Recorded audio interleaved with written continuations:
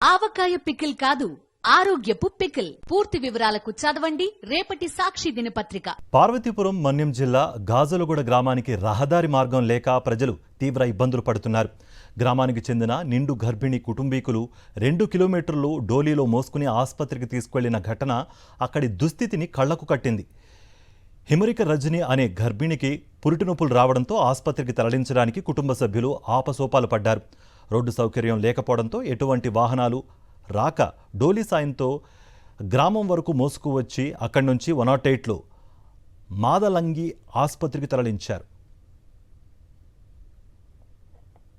మా ఊరిలో ఇప్పటి వరకు సుమారుగా చాలా డోలు మూతలు అనేది మా ఊరు నుంచి కెమ్సిల్కి చాలా డోలు మూతలు అనేవి జరిగాయి.